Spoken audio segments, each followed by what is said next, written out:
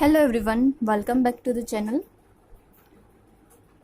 આપણો competition of total income of individuals chapter જે ચાલુ છે એમાં જે આપણે આગળ લઈએ illustration number 4 and illustration number 5.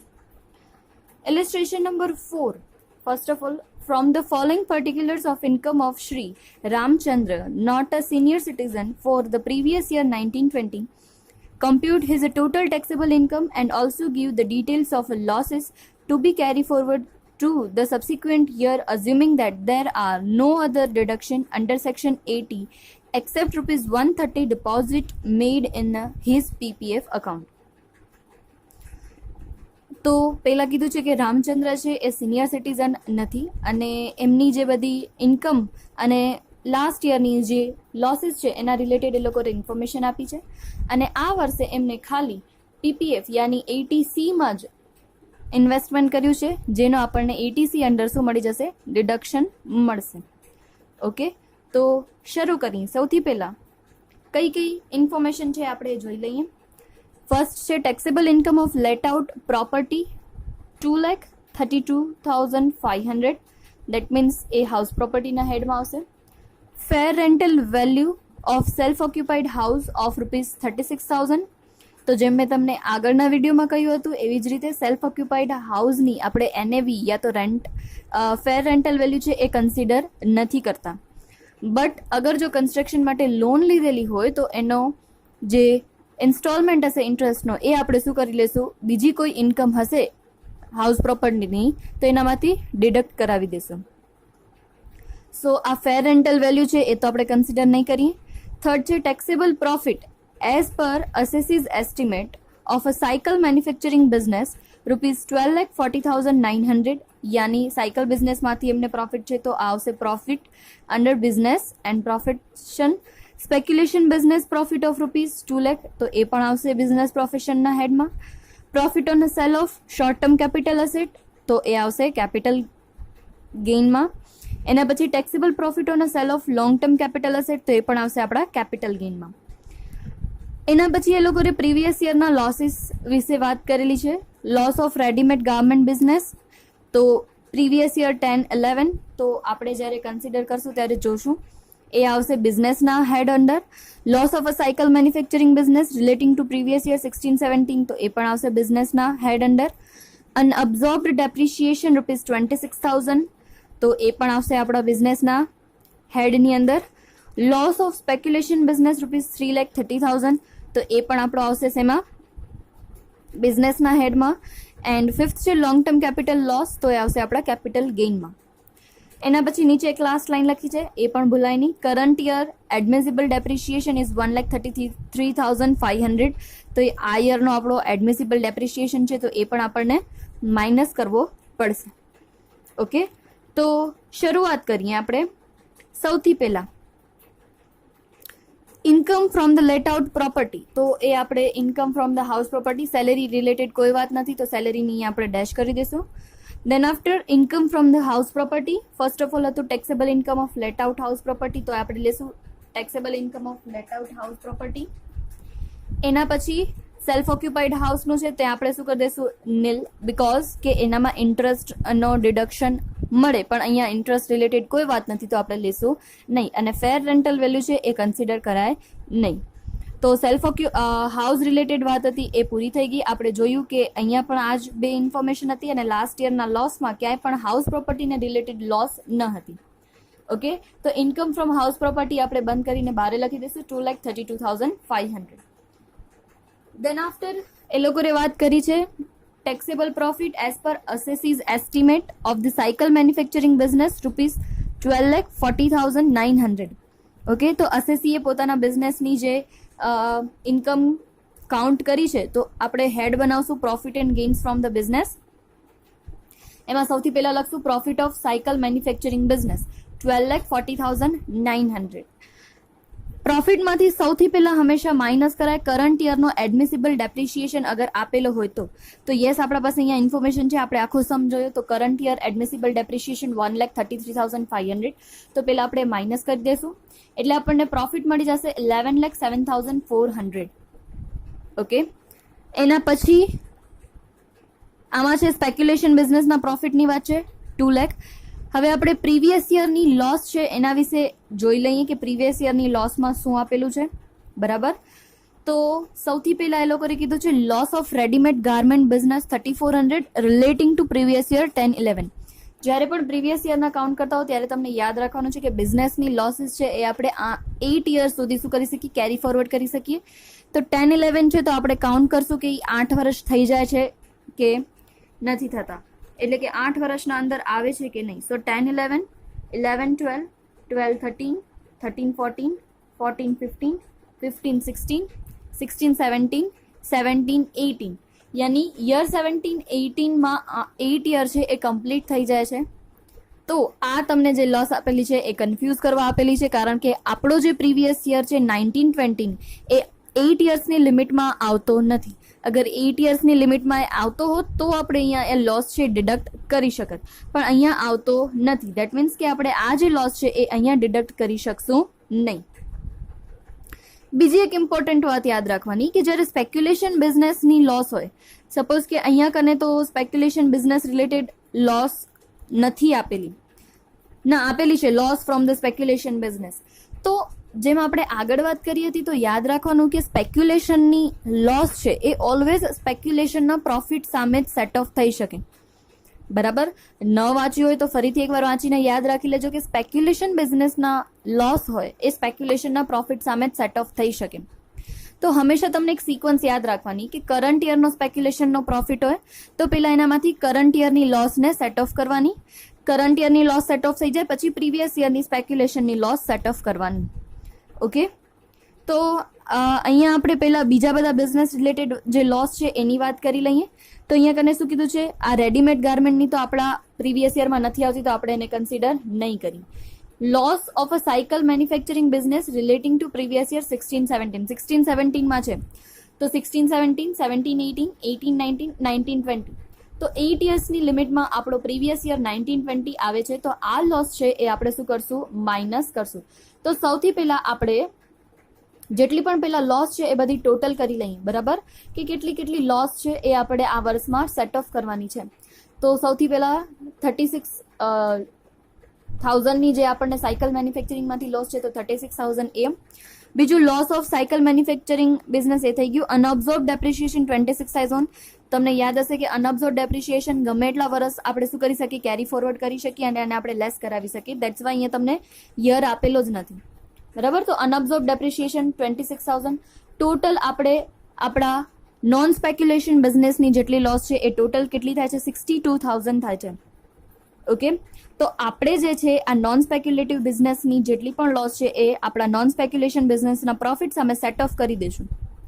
એટલે નોન સ્પેક્યુલેટિવ બિઝનેસનો પ્રોફિટ હતો 11,07,400. એનામાંથી નોન સ્પેક્યુલેટિવ બિઝનેસ રિલેટેડ જેટલી પણ લોસ છે 62,000 એ આપણે સેટ ઓફ કરી અને બારે આપણે લખી દઈશું ટેક્સેબલ ઇન્કમમાં 10,45,400. આ વાત થઈ ગઈ નોન સ્પેક્યુલેશન રિલેટેડ. હવે વાત કરીએ સ્પેક્યુલેશન રિલેટેડ. કારણ કે સ્પેક્યુલેશનની લોસ છે એ સ્પેક્યુલેશન પ્રોફિટ સામે જ સેટ ઓફ થઈ શકે. તો આપણો આ વર્ષનો સ્પેક્યુલેશન બિઝનેસ પ્રોફિટ કેટલો છે, 2 લાખ. અને પ્રીવિયસ યરમાં સ્પેક્યુલેશનની લોસ છે 3,30,000. તો આપણે અહીંયા કને લખશું profit of speculation business 2 lakh. એનામાંથી લાસ્ટ યર જે આપણને 19-20માં લોસ થયો છે તો loss of speculation business broad forward previous year 19-20 3,30,000. તો જોશો તો શું થશે, હજી લોસ વધે છે કારણ કે પ્રોફિટ ઓછો છે અને લોસ વધારે છે. તો જે લોસ છે 1,30,000 એ આપણે સ્પેક્યુલેટિવ બિઝનેસની લોસ છે એ નોન સ્પેક્યુલેટિવ બિઝનેસ સામે સેટ ઓફ કરી શકીએ નહીં. નોન સ્પેક્યુલેટિવ બિઝનેસનો પ્રોફિટ આપણા પાસે વધારે છે, પણ એવો રૂલ છે કે સ્પેક્યુલેશનનો જેટલો પણ લોસ છે એ નોન સ્પેક્યુલેટિવ બિઝનેસ સામે સેટ ઓફ ન થઈ શકે. તો આપણે આ 1,30,000 હજી જે લોસ આવે છે એ આપણે કેરી ફોરવર્ડ કરી જશું નેક્સ્ટ યરમાં. ઓકે, કારણ કે કેરી ફોરવર્ડ કરી શકીએ છીએ. એના પછી વાત આવે છે આપણે અહીંયા કને profit on sale of short term capital asset. તો હવે આપણો હેડ આવશે કેપિટલ ગેઇન. કેપિટલ ગેઇનમાં આપણે લખશું short term capital gain 47,500. Taxable profit on the sale long term capital asset. Long term capital એસેટમાં આપણને પ્રોફિટ છે 11,600 તો એ આપણે લખશું. પણ જોશો તો લાસ્ટ યરમાં શું છે, લોંગ ટર્મ કેપિટલ લોસ પણ છે. તો તમને યાદ હશે લોંગ ટર્મ કેપિટલ લોસ છે એ only and only long term capital gain સામે સેટ ઓફ થઈ શકે, શોર્ટ ટર્મ સામે સેટ ઓફ ન થઈ શકે. તો આપણે ઇનર કોલમમાં લખશું લોંગ ટર્મનો ગેઇન છે 11,600, એનામાંથી પ્રીવિયસ યરની જે લોસ છે એ શું કરી નાખશું, માઇનસ કરી નાખશું 7,000, એટલે આપણને ટોટલ પ્રોફિટ મળશે 4,600. સો શોર્ટ ટર્મ અને લોંગ ટર્મ બંનેનો ટોટલ કરશું તો કેપિટલ ગેઇનના હેડમાંથી ઇન્કમ થાય છે 52,100. સો આપણે બધા હેડની ટોટલ ટેક્સેબલ ઇન્કમ બારે લખી દીધી છે, બરાબર. હાઉસ પ્રોપર્ટીમાંથી, એના પછી બિઝનેસમાંથી અને એના પછી કેપિટલ ગેઇનમાંથી. સો ટોટલ આપણી પ્રોફિટ મળશે, આપણો જે ટેક્સેબલ પ્રોફિટ છે એ મળશે 13,30,000. ઓકે, એનામાંથી આપણે લોકોએ કીધું હતું કે જે પીપીએફમાં એ લોકોએ પોતાનું કન્ટ્રીબ્યુશન કર્યું છે એ આપણને એટીસી અંડર શું મળશે, ડિડક્શન મળશે. અને 130 છે અને એટીસીની મેક્સ ટુ મેક્સ કેટલી મળી શકે, 150. તો 130 પૂરેપૂરો આપણને ડિડક્શન મળશે, બરાબર. સો 13,30,000 માઇનસ 1,30,000. સો ટોટલ ટેક્સેબલ ઇન્કમ મળી જશે આપણને 12 લાખ. અહીંયા તો તમને ટોટલ ટેક્સેબલ ઇન્કમ જ ફાઇન્ડ કરવાની છે, પણ અગર તમને ટેક્સેબલ ઇન્કમની સાથે સાથે તમને એમ કે છે કે ટેક્સ પણ ફાઇન્ડ કરીને બતાવો, બરાબર. તો ટેક્સ માટે તમને પેજ નંબર 281 ઉપર સ્લેબ આપેલા છે. એક સમમાં હું તમને કેલ્ક્યુલેશન કરીને પણ શીખવાડીશ કે કઈ રીતે કરવાનું, બરાબર. પણ તમને આ સ્લેબ યાદ રાખવા પડશે. If a person is a not a senior citizen તો એને કયા સ્લેબ લાગુ પડશે, અપ ટુ 250 નો tax, 250 to 5 lakh 5%, and 5 to 10 lakh 20%, and above 10 lakh 30%. Okay, so no tax, after that 5%, 20% and 30%. 5, 20, 30 ટેક્સના rate યાદ રાખવાના છે. અગર પર્સન છે સિનિયર સિટીઝન છે, બરાબર, એની એજ છે 60 to 80 ની મિડલમાં, તો આપણે શું કરશું, એને 3 લાખ સુધી શું કરશું, no tax, up to 3 lakh no tax, 3 lakh to 5 lakh 5%, 5 to 10 20, and above 10 30%. And અગર પર્સન છે સુપર સિનિયર છે, યાની કે એની એજ છે અબાવ 80 છે, તો અપ ટુ 5 lakh નો ટેક્સ, દેન આફ્ટર 5% ટેક્સ જ નહીં આવે, direct 5 to 10 lakh 20%, and above 10 lakh 30%.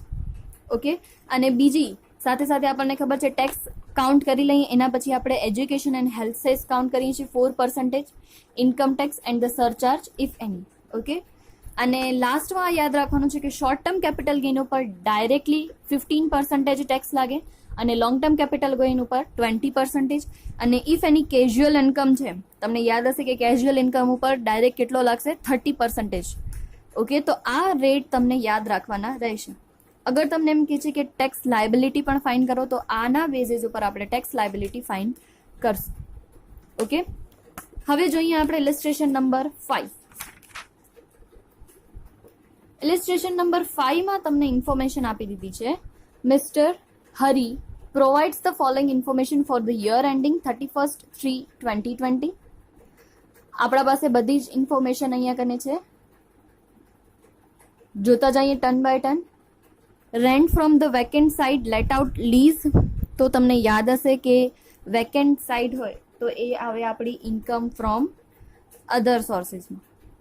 Okay, એના પછી rent from the house property at Delhi per month, તો આપણી શું છે, હાઉસ પ્રોપર્ટીની ઇન્કમ છે, તો હાઉસ પ્રોપર્ટીના હેડમાં આવશે. દેન આફ્ટર થર્ડ વન છે ઇમ્પોર્ટન્ટ છે, turnover from the retail trade in a grains, no books of account maintain. આ તમને યાદ રાખવાનું છે કે આપણે છે એ ગ્રેન્સના બિઝનેસમાંથી શું થયો છે, પ્રોફિટ થયો છે, તો આ બિઝનેસ રિલેટેડ પ્રોફિટ છે, વાત સાચી છે, બટ એના માટે તમને મેન્શન કર્યું છે કે નો બુક્સ ઓફ અકાઉન્ટ મેન્ટેન, એના માટે કોઈ પણ બુક્સ મેન્ટેન કરેલી નથી. તો એવો એક રૂલ છે 44AD, તમને નોટ્સમાં અહીંયા કને કીધું છે, since the total turnover of a gross receipt does not exceed 2 crore, the assessee can opt for presumptive income under section 44AD. Hence, the presumptive income under section 44AD, 8% income is taxable.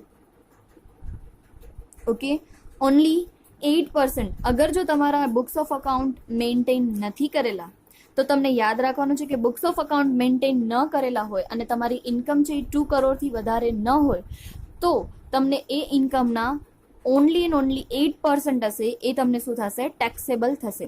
તો આ important વાત છે, તમે તમારા માર્જિનમાં લખીને રાખી દેજો કે if તમે બુક્સ મેન્ટેન નથી કરતા અને તમારા બિઝનેસમાં પ્રોફિટ આવે છે અને એ પ્રોફિટ 2 કરોડથી ઓછો છે તો તમને 8% ટેક્સેબલ થશે. ઓકે, એના પછી છે arrears of a salary received from x employer. આપણે સેલેરી ઇન્કમ જે બાકી હતી એ મળી છે તો એ આવશે સેલેરીના હેડમાં. Then after purchase of 10,000 shares of X company limited on 1/1/15 which were sold after he received 1/1 bonus 1:1 bonus on 1/1/16, sell 5,000 bonus share in July 2019 2,20,000. That means capital gain ની વાત છે. Received rupees 150 on 12/2/2020 being amount due from Mr. A relating to goods supplied by Hari's father, which was written off as a bad debt by his father in assessment year 18-19 and allowed as a deduction. Hari's father died in July 2018. Okay, હરીના father છે એને શું કર્યું હતું કે mister એ ને good supply કર્યો હતો અને એની બેડ ડેટ થઈ હતી અને એને 18-19 માં એઝ અ બેડ ડેટ એને શું કરી નાખ્યું હતું, રાઇટ ઓફ કરી નાખ્યું હતું. તો અગર આવી રીતે કોઈ પણ રાઇટ ઓફ કરેલી બેડ ડેટની અમાઉન્ટ તમને મળે છે, બરાબર, અને એ પણ અગર હરીના ફાધરને મળતી હોત તો ટેક્સેબલ થાત, પણ હરીના ફાધર તો છે જ નહીં. હવે હરીના ફાધર શું થઈ ગયા છે, એક્સપાયર થઈ ગયા છે અને એ ઇન્કમ અગર એના સક્સેસર એટલે કે એના સનના હાથમાં આવે છે તો આવી ઇન્કમ છે એ આપણે ટેક્સેબલ ગણતા નથી. ઓકે, તો યાદ રાખજો, તમને નોટ્સમાં પણ કીધું છે કે bad debt recovered are not taxable in the hands of the successor under section 41(4). Brought forward business loss pertaining to discontinued business is a set off to the extent of a available profit. એટલે આવી રીતે એના father દ્વારા bed date જે આપણે right of કરી હતી એ bed date હવે હરીના હાથમાં આવે છે તો એ એની ટેક્સેબલ ઇન્કમ કહેવાશે નહીં. તો 6th point is also an important, યાદ રાખજો.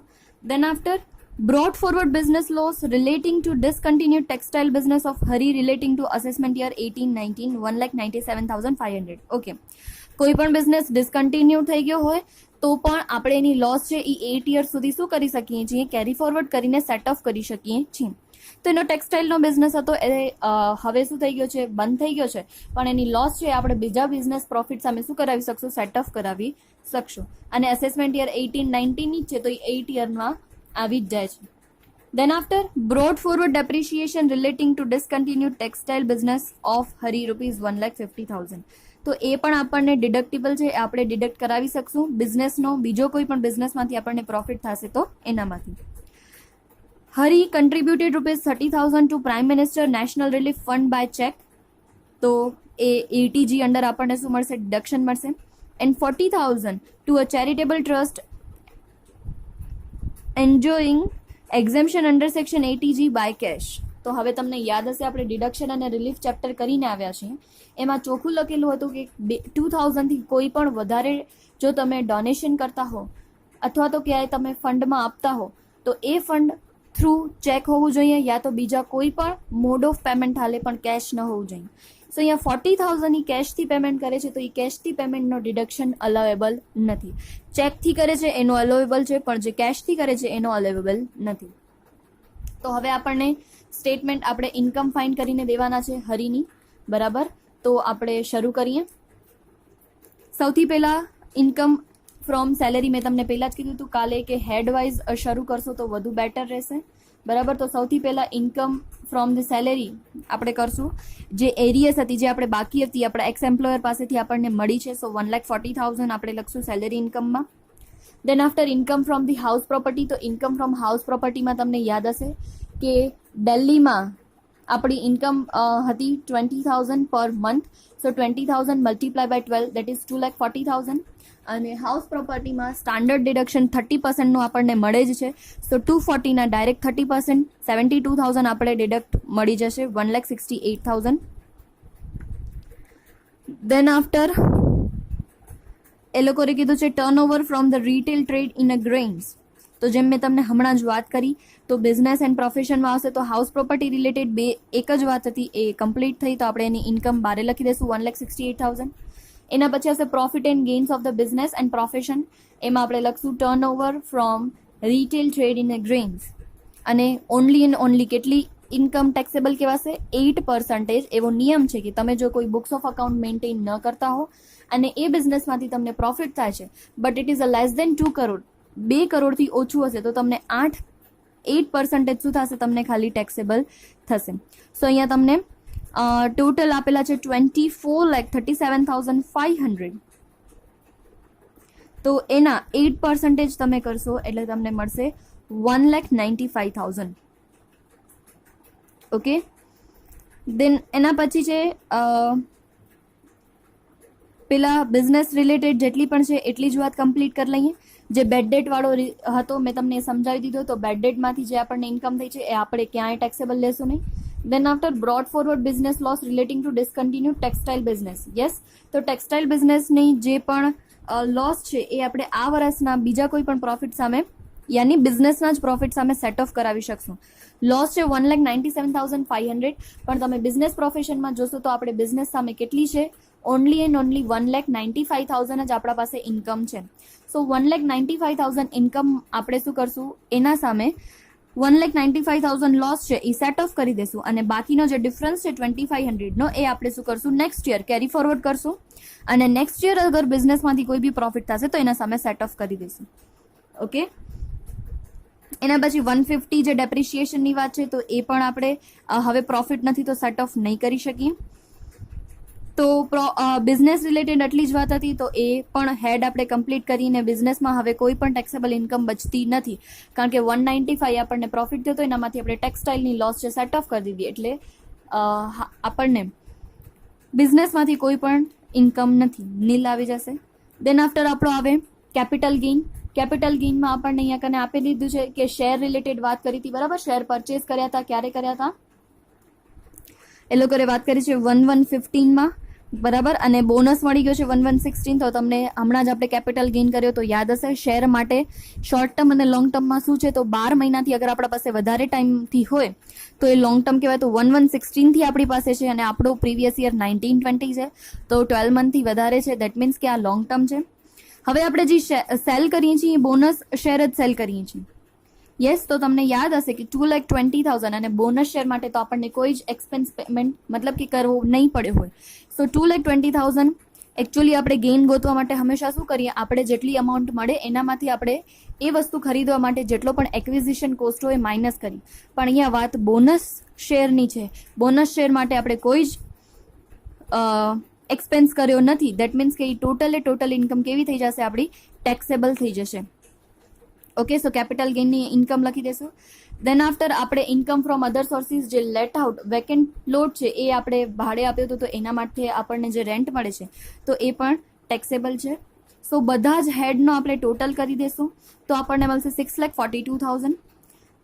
એના પછી આપણે હંમેશા પહેલા ડિડક્શન માઇનસ કરીએ તો ડિડક્શનમાં તમને જોયું કે national relief prime minister national relief ફંડમાં છે ચેકથી પેમેન્ટ કરે છે તો એનો ડિડક્શન અલોએબલ છે પણ જે 40,000 કેશમાં પેમેન્ટ કર્યો છે તો એ આપણને અલોએબલ થશે નહીં. સો 30,000 આપણને ડિડક્શન મળશે. 6,42,000 માંથી 30,000 માઇનસ કરશો 6,12,000 આપણી ટોટલ ટેક્સેબલ ઇન્કમ મળશે.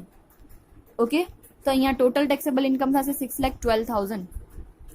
અહીંયા એ લોકોએ જે ટોટલ કર્યો છે એ ટોટલમાં મિસ્ટેક આવે છે. તમે ટોટલ કરજો 6,42,000 નહીં 6,40,000 આવે છે.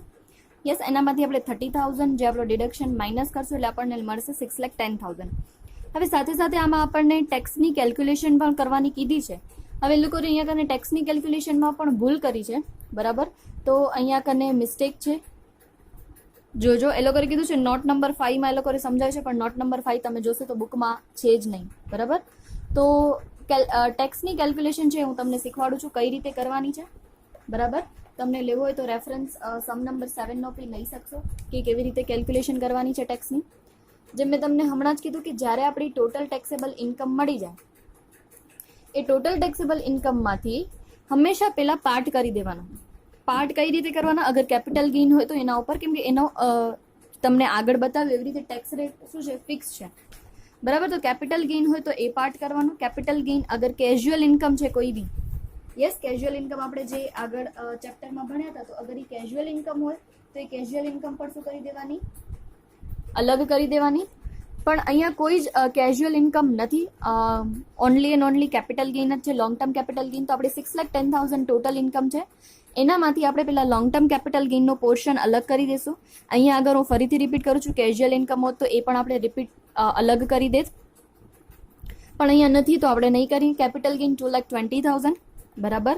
એના ઉપર direct long term capital gain છે એટલે 20% નો શું લાગશે, ફ્લેટ ટેક્સ રેટ લાગશે. અને 6,10,000 માંથી 2,20,000 બાકી માઇનસ કરી દેશો એટલે બાકીની અમાઉન્ટ વધશે આપણા પાસે 3,90,000. હવે એ 3,90,000 ને આપણે સ્લેબ પ્રમાણે ટેક્સ કાઉન્ટ કરશું. તો જેમ હમણાં આપણે વાત કરી કે એ સિનિયર સિટીઝન નથી, કાંઈ કીધું નથી બરાબર, એટલે સિનિયર સિટીઝન નથી તો અપ ટુ 250 નો ટેક્સ, એને કોઈ ટેક્સ નહીં લાગે. 250 to 5 lakh 5% નો સ્લેબ છે બરાબર. પણ હવે 3,90,000 માંથી 390 માંથી 250 પેલા જે 250 નો ટેક્સ છે એ માઇનસ કરી દો એટલે બચશે 140. તો 140 ઉપર 5% એટલે 7,000 ટેક્સ લાગશે બરાબર. તો હવે ટોટલ ટેક્સ કેટલો થયો, તો એક લોંગ ટર્મ કેપિટલ ગેઇનનો જે 20% ડાયરેક્ટ હતો અને બીજો 7,000. સો 44,000 એન્ડ 7,000 ટોટલ 51,000 થશે. અને એના પછી આપણે જે હેલ્થ એન્ડ એજ્યુકેશન સેસ લગાડીએ છીએ બરાબર 4%. કોના 4% લાગે, આ જે ટોટલ ટેક્સ આવ્યો હોય એના 4%. સો ટોટલ ટેક્સ 51,000, એના 4% that is 2,040. So total tax થશે 53,040. તો આ રીતે આપણે ટેક્સની કેલ્ક્યુલેશન કરશું બરાબર. ટેક્સ બુકમાં એ લોકોએ મિસ્ટેક કરી છે ટેક્સની કેલ્ક્યુલેશનમાં એટલે આન્સર અલગ આવે છે, પણ તમે આ રીતે ટેક્સની કેલ્ક્યુલેશન કરી અને લખશો બરાબર. તો આ થઈ આપણી ટેક્સની કેલ્ક્યુલેશન. અને આવી રીતે આપણને છે computation of total taxable income છે એ ફાઇન્ડ કરવાની રહેશે. તો આજે તમે ઇલેસ્ટ્રેશન 4 અને 5 તો કાઉન્ટ કરશો જ, સાથે ઇલેસ્ટ્રેશન 3 તમારું હોમવર્ક રહેશે અને સમ નંબર 2 છે એ પણ તમે હોમવર્કમાં કરશો બરાબર. ઇલેસ્ટ્રેશન 3 એન્ડ સમ નંબર 2 આ બંને વસ્તુ છે એ તમે હોમવર્કમાં કરશો. અને એના પછી આપણા ટેક્સ્ટ બુકના 2 જ સમ બાકી રહેશે, sum number 6 and sum number 7. એ હું તમને નેક્સ્ટ વિડીયોમાં કાઉન્ટ કરાવી દઈશ. ઓકે, અગર કોઈ બી ડાઉટ હોય તો તમે મને પૂછી શકો છો. અને જો તમને કોન્સેપ્ટ ક્લિયર થતા હોય અને તમને બરાબર લાગતું હોય તો પ્લીઝ ચેનલને સબસ્ક્રાઈબ કરજો અને હરેક વિડીયો જોઈ લો, એના સાથે લાઈક પણ કરજો બરાબર. સો એનાથી મને પણ મોટિવેશન મળે અને મને બી એમ થાય કે ના તમને કોન્સેપ્ટ છે એ ક્લિયર થાય છે. અગર ન થતા હોય તો તમે કમેન્ટ બોક્સમાં કમેન્ટ બી કરી શકો છો, બટ સબસ્ક્રાઈબ તો બધા કરજો જ. Okay, thank you.